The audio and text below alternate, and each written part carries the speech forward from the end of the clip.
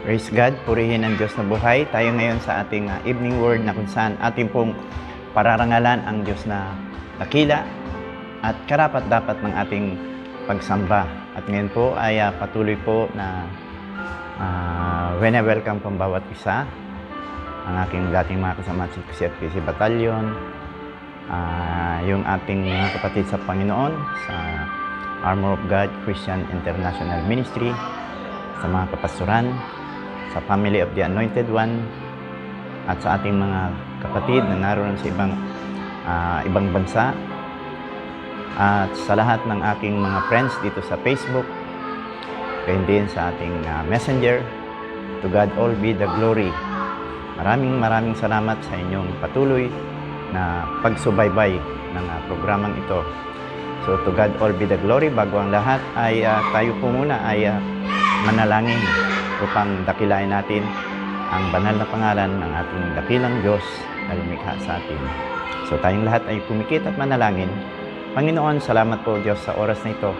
Patuloy Ama na Ikaw ang patuloy na sumubaybay Panginoon sa bawat isa sa amin habang kami nagpapatuloy na Ikaw ay mahalin, sambahin, iwalatiin. Hayaan po Diyos na patuloy kang maparangalan sa lahat ng aming ginagawa. Kaya Panginoon, maraming salamat sa iyong patuloy na pagkilos, paggalaw sa aming mga buhay. Muli, pinabalik ko ang pinakamataas na papuri, pagdakila sa pangalan ng Panginoong Hesus. Amen. Amen. Praise God. Narito na naman po tayo sa ating patuloy na pag-aaral ng kanyang salita na kung saan ay ating pong dadakilain muli ang Diyos na buhay. So ang aking pong topic ngayon ay ito po ay continuation ng nakaraang pagtuturo ko, In His Kingdom. So ito po ay part 2. So purihin ng Diyos na dakila. Tunay nga po mga kapatid na napakapalad po natin na mapasama po dito sa kaharian ng ating Panginoong Hesus. At alam niyo, dito sa kaharian ito po isang lugar na kung saan ay malaya po tayong makakasamba sa Panginoon, malaya po tayong magagamit ng Panginoon, at malaya po nating mapaparangalan ang kaisa-isang pangalan ng ating Amang nasa langit. Walang iba kundi ang pangalan na pinakamataas na pangalan, higit sa lahat ng pangalan na nasa silong ng langit. Walang iba kundi ang pangalan ng ating Panginoong Hesukristo. So sa pamamagitan ng ating Panginoong Hesukristo, tayo po ay napasama sa kaharian niya dahil sa biyaya at kaloob ng Diyos Ama kay Kristo Jesus. So patuloy po tayong mag-aaral ng salita niya upang patuloy na tayo po ay magamit niya sa mga huling panahon. So purihin ng Panginoon. In His Kingdom, part 2. Alam niyo, in God's Kingdom, makikita po natin ang righteousness, ang kapayapaan, ang kabanalan ng Diyos, at ang demonstration ng salitang pag-ibig. So ito po yung matatagpuan po natin dito sa kaharian ng ating Panginoong Hesukristo. So, dahil sa pag-ibig, we are in the beloved Son of God's Kingdom. Walang iba kundi ang ating Panginoong Hesukristo. At ito'y makikita natin masususugan ng salita ng Diyos doon sa Colossians chapter 1, verse 13. At alam niyo sa kaharian nito mga kapatid, na kung saan ang Espiritu ng Diyos ay kumikilos, gumagalaw. At tunay nga po na hindi po natin ito may tatanggi. Dahil mismo magmamanifest sa iyong kaloob-looban, sa kaloob-looban ng ating puso, at makikita rin natin yung manifestasyon ng kapangyarihan ng Diyos sa mga tao, kung paano kumikilos ang Diyos, sa mga tanda't kababalaghan, sa mga bagay na kapag tayo'y nanalangin at hiningi natin sa Panginoon, ipinagkakaloob ng Diyos. So ganyan po kabuti ang ating Panginoon. Amen? So, dito sa kaharian ito, ang Espiritu ng Diyos kumikilos mightily. At tunay nga po yung kanyang kaluwalhatian, kapangyarihan ay hindi po ito pwedeng pahindian dahil makikita po natin with our own naked eye the signs and wonders, miracles. At doon po makikita natin na yung pong Espiritu na kumikilos sa ating Panginoon ay kumikilos sa panahon ng ating Panginoon at hanggang ngayon sa atin, at ito'y patuloy nakikilos hanggang sa katapus-tapusan ng mga panahon. Hallelujah! At itong pagkilos ng Diyos sa pamamagitan ng Kanyang Espiritu Santo, mga kapatid, alam niyo na ito'y isang given task ng Diyos dito sa church, sa Kanyang mga anak. Ipinagkaloob ng Diyos ito sa atin dahil kay Kristo, to be in action pagkatapos na ang ating Panginoong Jesucristo ay lumuplok na doon sa kanan ng Ama. Ito yung mabasa natin sa Hebrews chapter 1 verse 3. Ang ating Panginoong Jesucristo ay nasa kanan ng Ama.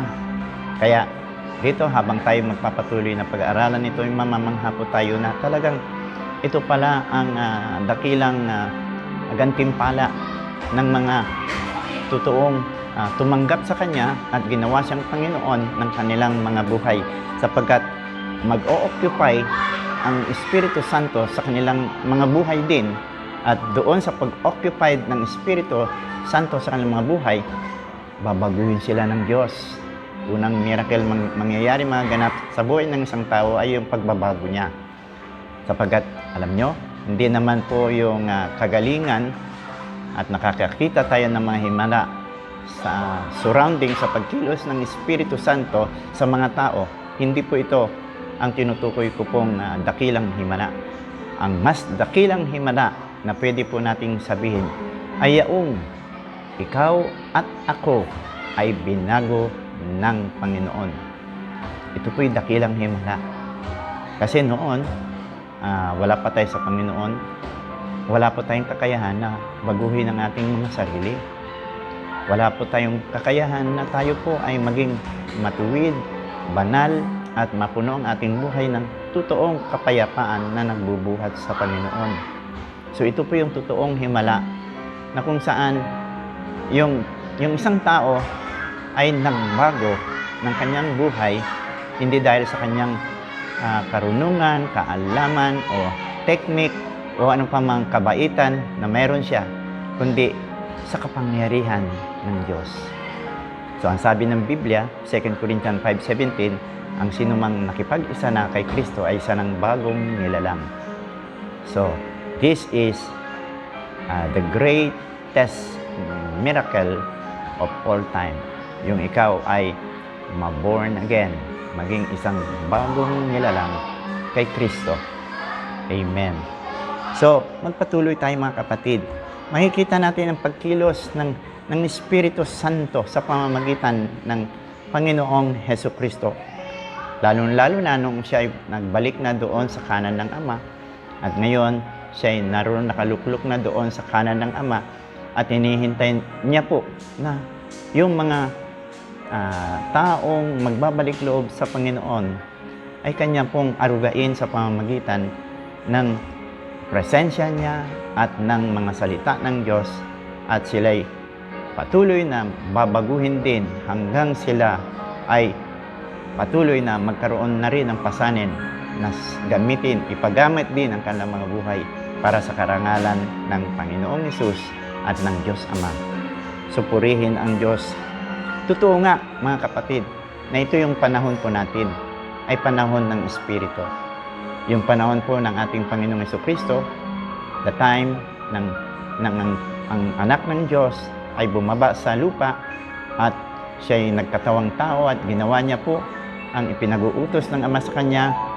Siya ay humayo, ipinangaral ang mabuting balita upang yung mga nasa bilangguan ay mapalaya, at lahat po ng mga nakalaya ay patuloy na magkaroon ng totoong buhay, lalong-lalo na sila ay tumanggap sa Panginoon, at magkaroon na rin po sila ng kaligtasan at magkaroon ng buhay na walang hanggan sa pamamagitan ni Jesus. At ngayon, nang ang ating Panginoong Jesucristo ay bumalik na sa Ama, iniwanan ng Diyos Ama ang Espiritu Santo sa pangalan ng kanyang minamahal na anak. At dahil sa pagmamahal ng Ama sa atin, ay ipinagkaloob naman niya dahil sa kanyang anak ang Espiritu Santo. At ngayon ang Espiritu Santo lumalagi na po sa buhay po ng bawat isa na tinanggap ang Panginoong Jesucristo. At ngayon, ito po'y panahon, it is the generation of the Holy Spirit. It is the present time of the Holy Spirit. It is the era of God's Spirit. Kaya nga, napakapalad po natin na tayo po ay totoo ngang hindi iniwanan ng Panginoong Jesucristo, sapagkat sinabi ng Panginoong Jesucristo, hindi ko kayo iiwanan hanggang sa katapus-tapusan ng mundong ito. At tunay nga po na ang pangako ay pangako ng Panginoon. At ito'y nangyari, naganap, nung ang ating Panginoong Jesucristo ay lumuklok na doon sa kanan ng Ama at Kanya namang suguin ng Espiritu Santo sa atin. Ngayon, ang ating Panginoong Jesucristo ay patuloy nating nakakasama araw at gabi sa pamamagitan ng Kanyang Espiritu. At ang Espiritu Santong iyan na lumuklok na sa buhay po natin. At ngayon, malaya na po tayong makakagalaw sa tulong at habag ng Panginoon na sumasa atin ang Kanyang Espiritu. So, ang Kanyang Espiritu ay patuloy pong ini-equip niya, piniprepare niya, inihahanda niya, at binibigyan ng kapangyarihan ang mga anak ng Diyos. Samantalang sila ay narito sa lupa at nagbibigay ng pagsiservisyo bilang ganti rin naman doon sa ginawa ng Panginoon sa kanilang mga buhay, bilang ganti doon sa pagliligtas ng Diyos sa kanilang mga buhay, at sila ay nagkaroon ng kapatawaran at buhay na walang hanggan kay Kristo Jesus. So makita po natin na yung kaharian na ito ay ito yung kaharian ng ating Panginoong Hesukristo, na kung saan ang nangunguna na sa atin ay ang Kanyang Espiritong Banal na sumasa atin. Kaya nga, ang kaharian ito ay kaharian ng ating Panginoong Hesukristo na tinatawag na kaharian ng kapangyarihan. Amen. At yan po'y katotohanan na sinasabi po ng Biblia. Kaya, napakapalad po ng mga taong patuloy na pinapasok na ang ating Panginoong Jesucristo, sapagkat pagkatapos ng pagpasok ng Panginoong Jesucristo, sumasa kanila rin ang dakilang kapangyarihan ng Diyos Ama.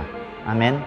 At ito ay walang iba kundi ang Espiritong mananahan sa buhay po nila. Sabi nga ni San Pablo doon sa 1 Corinthians chapter 2 verse 5, NIV, sabi niya, so that your faith might not rest on human wisdom, but on God's power. So, you are a powerful Christian, kapatid, as you continue to give your ears to understand this, and then apply it. As you apply it, purihin ng Panginoon, the manifestations of God's glory and power will also be demonstrated through your life. At makikita mo ang mga evidence ng kapangyarihan ng Diyos na buhay. Naalala ko, mga kapatid, nung ako po'y patuloy na nag-fasting po noon ng 40 days, at nung matapos ko ang prayer and fasting na 40 days, hindi karakaraka na naranasan ko yung mga kapangyarihan ng Espiritu Santo, like the signs and wonders. Hindi po karakaraka, hindi po biglaan. Sa halip, habang ako po ay patuloy na hinuhubog ng Panginoon, katatapos ko mag-prayer and fasting, dumaan pa ako ng mga pagsubok, at nang malagpasan ko yung mga pagsubok, ay tunay nga po na iniharap na ako ng Panginoon.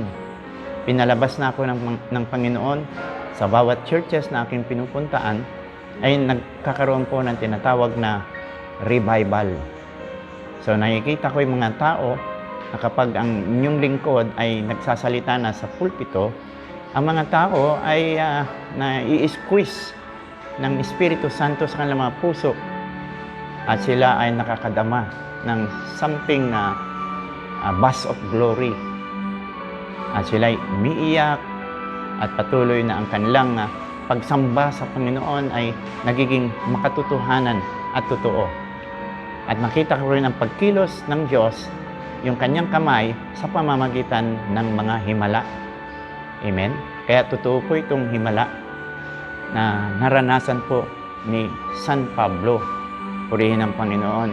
Kaya sabi nga niya, so that your faith might not rest on human wisdom, but on God's power. Totoo po itong God's power na ito. Kaya nga, yung isang magulang na lumapit sa akin noon, tandang-tanda po yun, isang batang lalaki na naputol po ang kanyang clavicle bone. Kung di ako nagkamali doon sa left shoulder po, yung clavicle bone dito po, naputol po yun. At habang pinapakita niya sa akin yung x-ray ng kanyang anak na putol po yung clavicle bone, naghiwalay po. At sabi ko sa kanya, manampalataya ka sa Panginoon. Then, inutusan ko yung kanyang senior pastor na hawakan yung clavicle bone ng kanyang miyembro, ng batang iyon, at lahat po ay magsitaas ng kamay. At habang ako naman ay nakahawak doon sa pastor, na ipinapanalangin ko yung pastor na ang kapangyarihan ng Diyos ay pumasok doon sa mismong kapangyarihan iyon sa katawan ng pastor at dumaloy naman sa kanyang kamay patungo doon sa bata. Alam niyo, habang kami nagpipray, kung di ako nagkamali, mga 10 po kami na nananalangin. Maya-maya po ay bigla pong bumaba ang kaluwalhatian ng Diyos. Nag-iyakan po kami dahil very evident po kasi yung presence. Hindi mo mapigil ang hindi umiyak because of that manifestations of God's glory. So lahat po kami habang nanalangin, may iyak po kami dahil sa kaluwalhati ang bumaba sa amin. Maya-maya sabi ko doon sa magulang, sa ina, na ang anak mo ay pinagaling ng Panginoon. Pumunta ka sa hospital, doon sa hospital ng mga buto, sabi kong ganyan, doon sa, I believe, ang nasabi ko sa kanya ay pumunta ka doon sa San Lazaro at ipakita mo yung bata. At nung kinaumagahan, yung pong ina ay dinala niya ang kanyang anak doon sa hospital. At yung po, alam niyo po ang nangyari, yung pong clavicle bone ng bata ay tunay nga pong mayroong ginawa ang Diyos. Amen? Sa kabila ng mga pangyayaring yon na dinala ng ina yung bata, ay nakita naman ng bata yung alarm ng hospital. Pinaglaruan niya po yung alarm ng hospital. Kaya yung mga tao po roon ay nagtakbuhan. Nakakala nila mayroong sunog. Pero nakita ng doktor na ang gumawa noon ay yung bata. Then, ang ginawa ng doktor, binigyan niya ng priority yung bata na itignan, i-examine kagad yung bata kung anong case ng bata. At nang makita ng doktor na yung x-ray po ng bata dito sa left side, no? Yung x-ray na po, wala na pong putol na buto ang nakita doon sa clavicle bone. Maayos na po. So nakita ko po yung kapangyarihan ng Espiritu, yung kapangyarihan ng Diyos.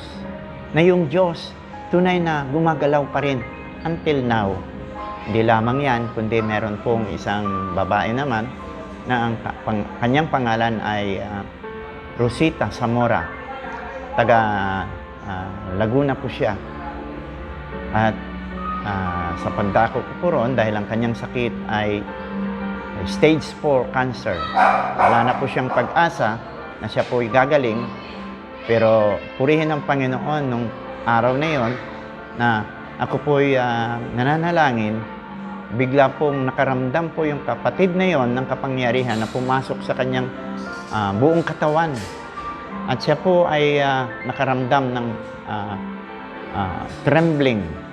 And I believe that trembling is the power of the Spirit. So yung babaeng yun na si Rosita Samurai bumagsak ng 4 na beses doon sa ground. At pagkatapos 4 na beses to rin siyang pinatayo at nilayhan suli. At alam nyo, sa ika-4 na beses, nagtatalon po siya. Sabi niya, magaling na ako, magaling na ako. Alam nyo, mga kapatid, purihin ang Panginoon. Hallelujah.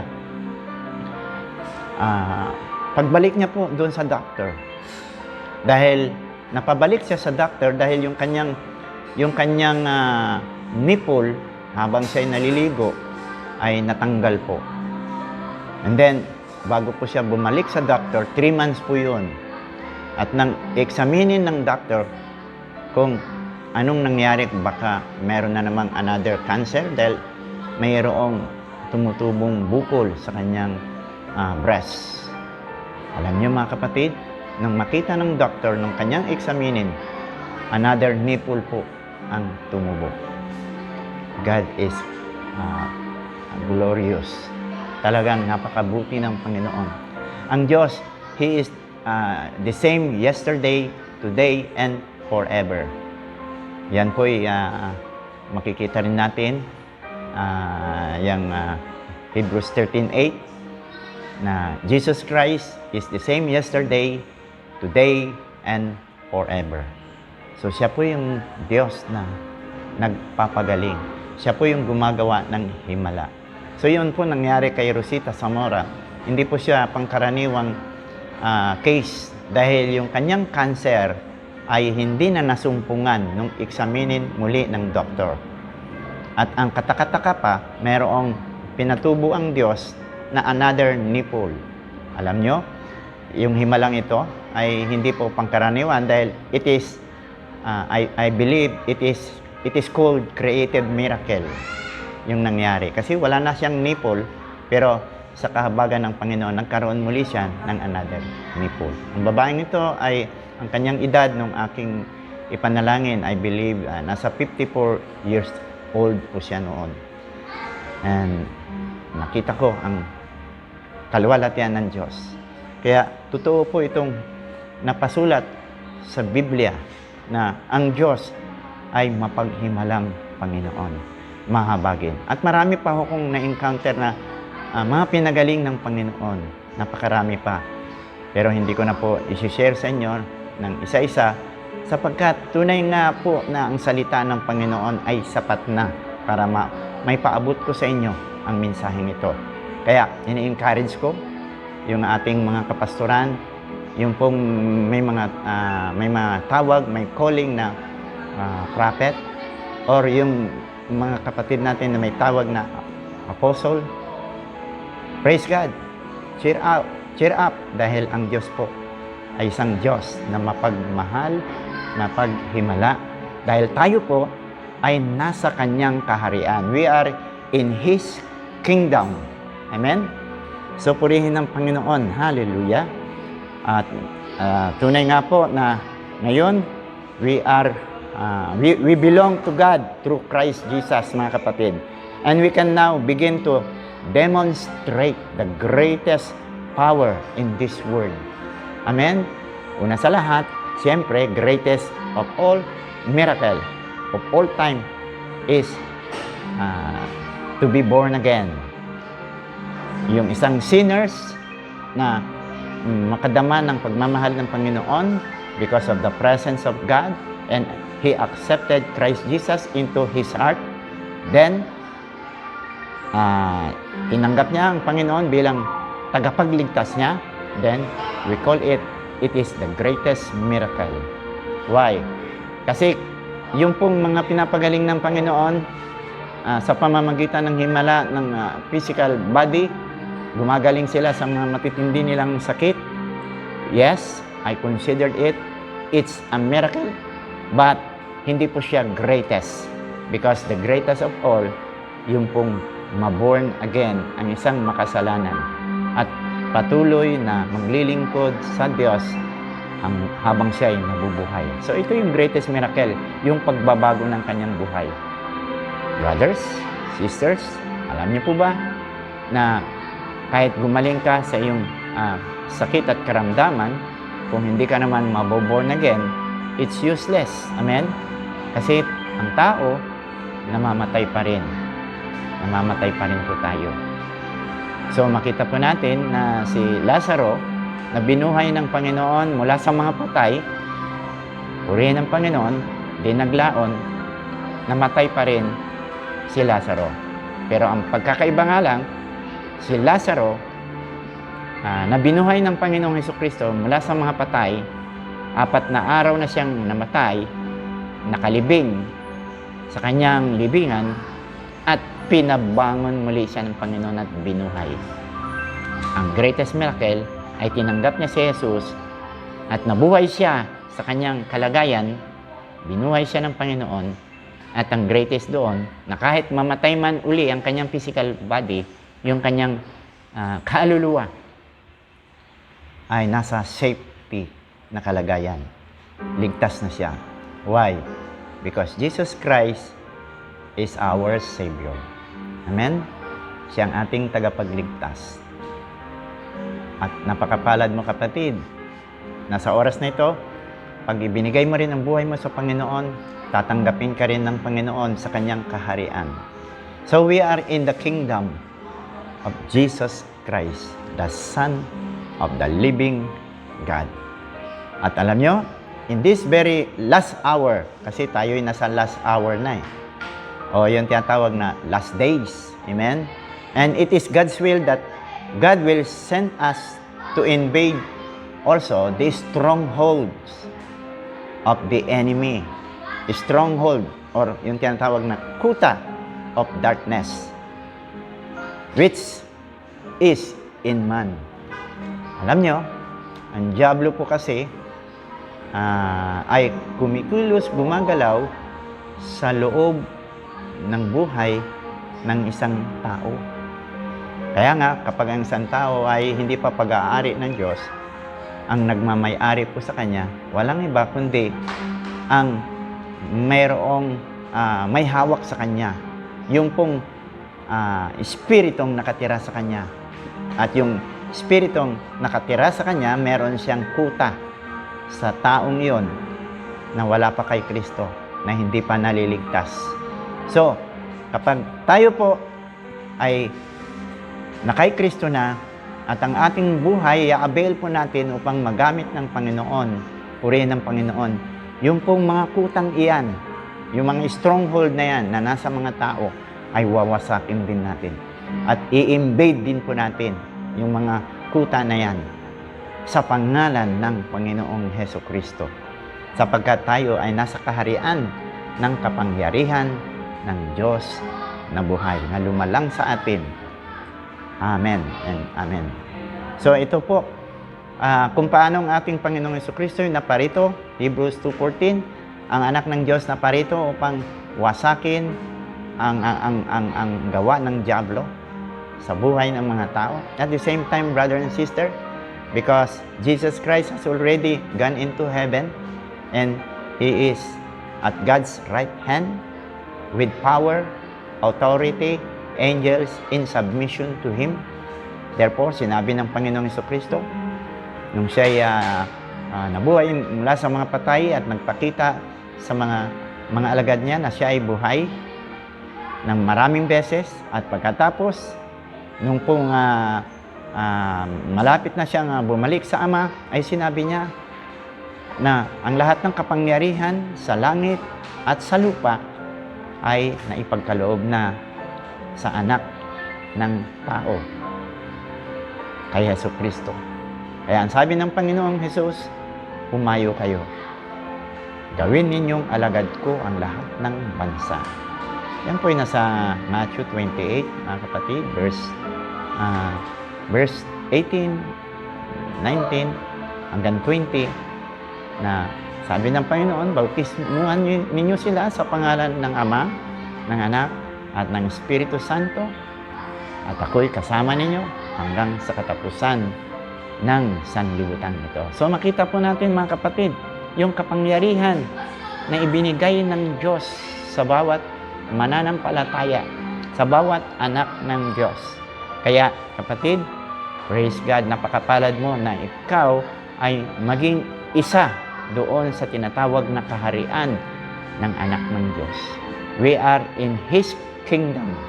And this kingdom are full of power. And that power is not an ordinary power, because this power is the power of God.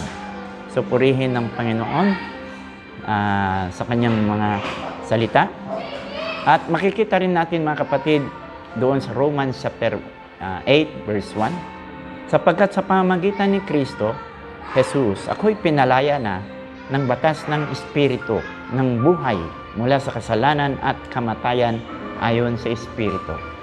So, brothers, since we are in the Spirit, let us continue to walk in the Spirit, because we know that through the Spirit of God, since this Spirit of God is life, tayo po ay magkakaroon din po ng buhay sa tulong ng Espiritong sumasa atin.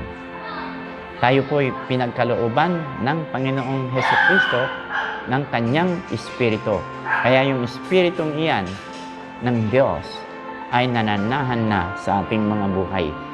Purihin ng Panginoon. At samantalang ang ating tagapagligtas ay nasa kanan ng Diyos Ama, mga kapatid, doon sa langit, Hebrews chapter 1 verse 3, at ito yung Espiritu ng Diyos na buhay. Ang Espiritu ni Kristo ngayon ay nagsasalita sa iyo. Amen. Hello. At ang sabi niya ay ito, ang lahat ng kapangyarihan sa langit at sa lupa ay binigay na sa akin, kaya't humayo kayo, gawin ninyong alagad ko ang lahat ng bansa. Napapakinggan mo ba ang kapahayagan ng Espiritu sa iyong kaloob-looban, kapatid? Na siya po ay patuloy na nangungusap, nagsasalita sa bawat isa sa atin. Kaya lahat po ng mga anak ng Diyos, lahat po ng mga lingkod ng Panginoon, mayroon pong task na ibinigay sa atin ang Diyos. At ang task na ito ay hayaan ng Espiritu, ay pakinggan po natin kung anong sinasabi niya sa ating kaloob-looban. Hayaan, sundin po natin. Let us obey what the Spirit is telling us. Mga kapatid, ito po yung nais ng Panginoon. At muli, sinabi ni Jesus sa John chapter 14 verse 13. At doon sa hanggang verse 14, ang sabi niya, anuman ang hingin ninyo sa aking pangalan ay aking gagawin, upang ang Ama ay maluwalhati sa anak. Kung kayo'y humingi ng anuman sa pangalan ko, ay siyang aking gagawin. Napakapalad po natin, mga kapatid. Mismo ang ating Panginoong Jesucristo ay nagsabi na kapag tayo ay na kay Kristo at tayo ay masunurin sa Kanyang ipinagtatagubilin sa atin, at tayo po ay laging nasa Kanyang piling araw at gabi, at kapag siya'y nangungusap, pakinggan mo ang Kanyang sinasabi. Kaya nga, sabi niya, yamang napapakinggan mo ang mensaheng nito, ang sabi niya, anuman ang hingin ninyo sa aking pangalan, ay gagawin ko, sabi ng Panginoon. Dahil sa pagtugon ng Panginoon sa ating mga panalangin, maluluwalhati naman ang pangalan ng anak. At ang magluluwalhati ng pangalan ng anak ay walang iba kundi ang amang nasa langit. Yamang sa pamamagitan naman ng anak, maluluwalhati din ang ama. So, purihin ang Diyos. Kapatid, the Spirit is telling you na nagsasalita siya ngayon, na sinasabi na pakinggan mo ang sinasabi ko sa loob ng iyong puso. Sumunod tayo, mga kapatid. Alam nyo, bago nagbayad si Jesus, ng pantubos ng kanyang buhay para sa sangkatauhan, ay kanyang sinabi doon sa John 14 verse 12. Sabi niya, pakatandaan ninyo, ang nananalig sa akin ay makakagawa din ng mga ginagawa ko. Ano po yun? Yung ginagawa ng ating Panginoong Jesucristo, ang sabi niya, magagawa nyo rin. Tulad ng pagpapagaling ng lahat ng may sakit at karamdaman, pagbuhay ng mga patay, pag-utos na pahintuin ang malalakas na bagyo, pagtaboy sa mga inaalihan ng masamang espiritu sa tao, at marami pang iba. Sabi ng Panginoon, gagawin din ninyo ang ginagawa ko. At higit pa rito, sabi ng Lord, at higit pa rito ang gagawin ninyo, sapagkat ako'y paroroon na sa Ama. Then, sabi ng Panginoon, ano man ang inyong hilingin, ay gagawin ko. Kasi, pag humingi tayo humingi ayon sa kalooban ng Diyos, ang Panginoon ay kikilos at gagalaw upang isagawa ang anumang hiningi mo. At dahil dito, ang anak ay magbibigay ng parangal sa Ama sa pamamagitan ng kapangyarihan na kanyang i-release sa buhay mo, kapatid. Mapaparangalan ang Ama sa pamamagitan ng anak.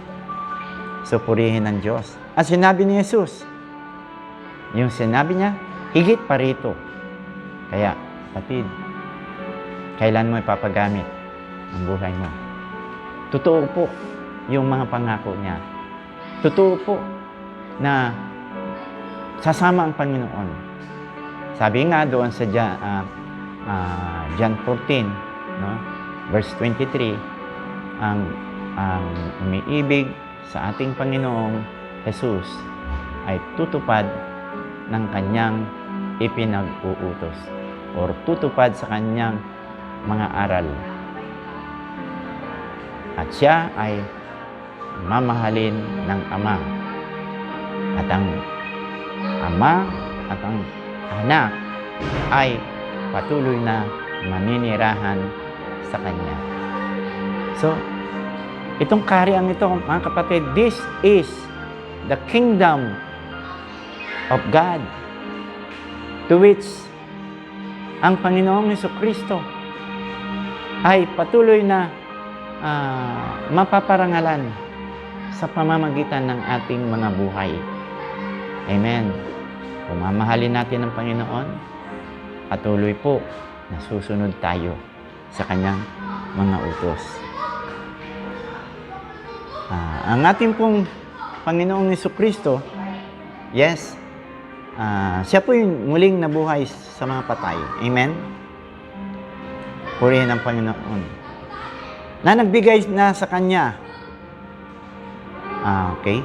Siya bilang ating representative. Pagkatapos yung nabuhay sa mga patay, siya po'y binigyan ng authority ng Diyos. Isinalin na ng Diyos Ama ang lahat ng kapamahalaan sa Kanya. Kaya nga, dahil naisalin na ang lahat ng kapamahalaan sa anak ng tao, na anak ng Diyos. At ngayon, siya ay nakaluklok na sa kanan ng Ama. Tayo ngayon ay inaatasan niya bilang kanyang representative. Inaatasan niya rin tayo bilang ambassador niya. Tayo po yung patuloy na susuguin niya para isagawa ang kalooban ng Diyos upang patuloy na palayain ang lahat ng nasa bilangguan ng kasalanan at palayain din naman yung mga nasa bilangguan ng mga sakit at karamdaman. Mag-demonstrate ang Diyos sa pamamagitan ng mga himala. Mga tanda at himala ay mahahayag kapag ipinagkaloob po natin ang ating buhay sa Kanya. Amen? So, wag na po tayong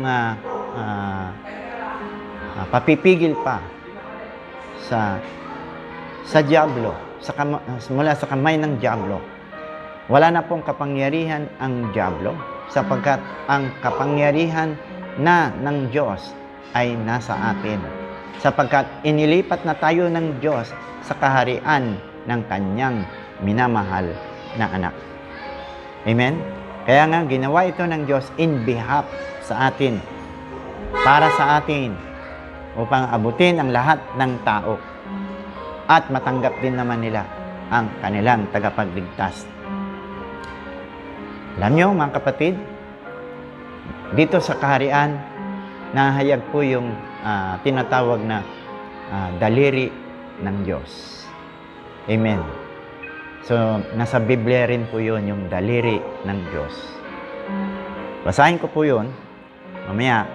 Sabi nga, dahil dito ay mahayag na ang daliri ng Diyos na kumakatawan naman sa Espiritong banal, na nagahari sa buhay ng mga na kay Kristo.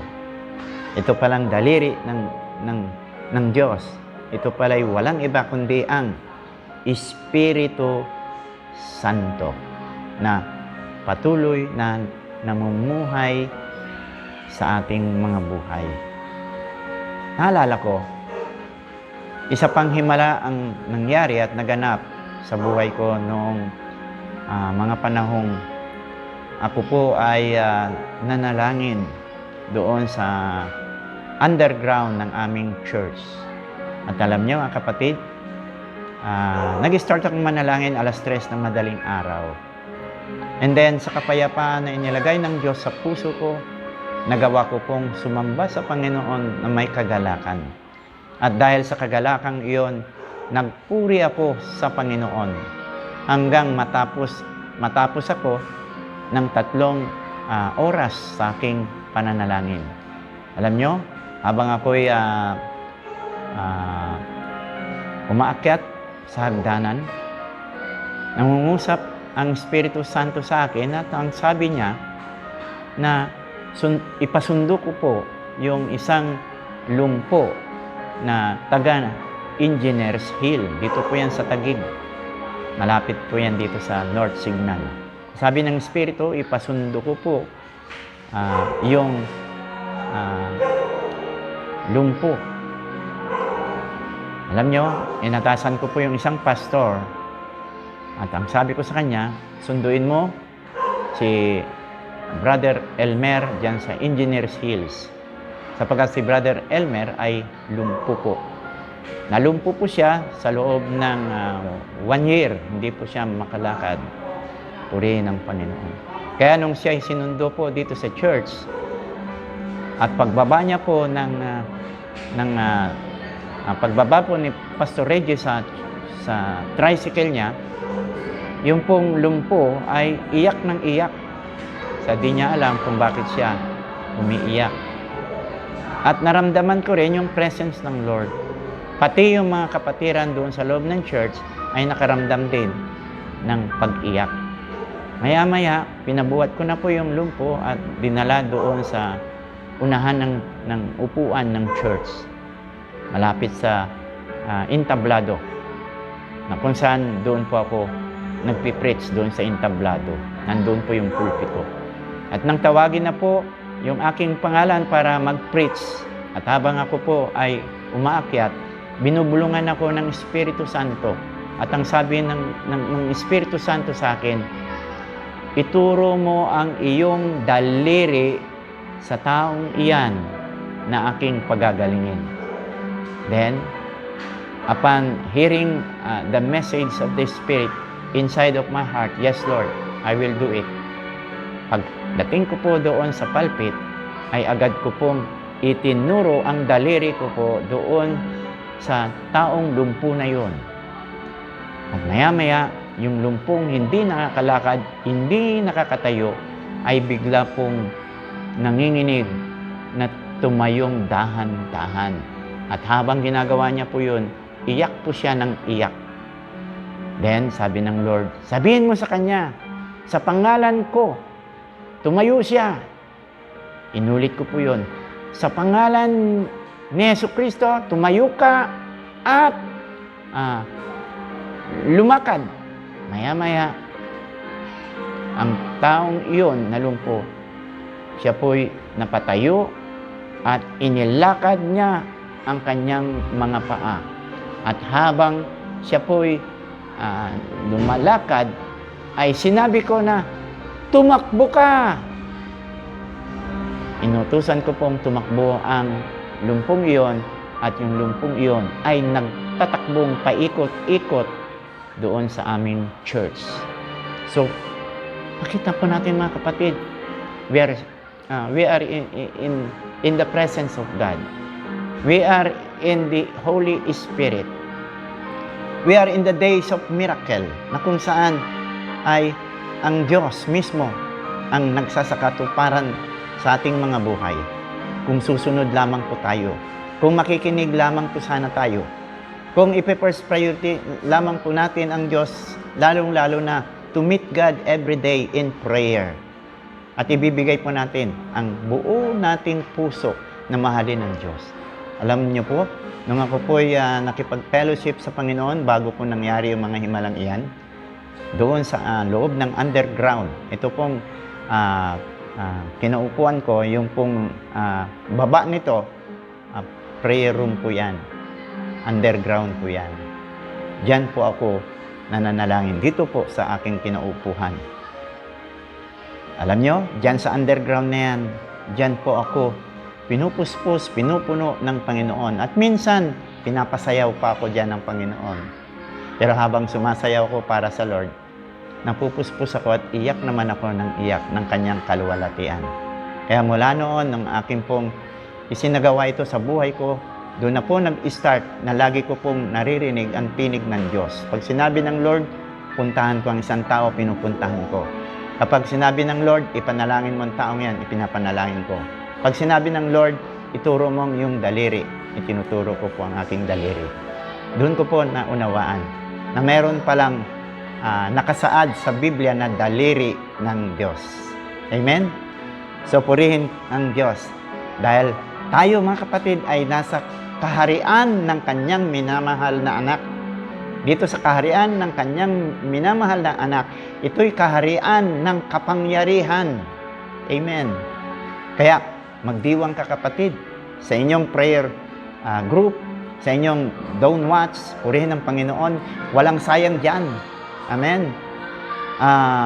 This is a chance na ma-encounter mo ang Diyos. At kapag nadarama mo ang presensya ng Diyos, huwag kang tumigil. Kung kailan mo madarama ang presensya ng Diyos, mas higit kang kumapit. Amen. Mas higit mo siyang yakapin. At sabihin mo sa Kanya, Panginoon, huwag mo akong iwanan. Amen. Naalala ko tuloy si Jacob. Nung siya po'y nakipagbuno sa angel. Dahil magliliwanag na. At ang sabi ng angel, bitawan mo na ako. Bitawan mo na ako. Mag-uumaga na po yun. At dahil hindi binitawan ni Jacob yung angel, tinanong ng angel, ano bang gusto mo? Pagpalain mo ako. Hallelujah! Kaya kapatid, kung ikaw ay nasa dawn watch, nasa prayer kaya, huwag mong bitawan ang Diyos hanggat hindi Kanya napapahiran, napapatungan ng kamay upang sangkapan ng kapangyarihan ng Diyos upang ikaw ay tunay na gamitin niya. Napakapalad mo kapatid na narinig mo ang patutuong ito. Napakapalad mo kapatid na itong mensaheng ito ay nakaabot sa iyo. Kapatid, mula ngayon, gawin mo ang natutunan mo ngayon. Because this day is a day of miracle. These days is the days of the Holy Spirit. These days is the days of signs and wonders. Pero kailangan kapatid, first priority ang Lord. You need to die. You need to embrace the Lord always. Amen. Hallelujah.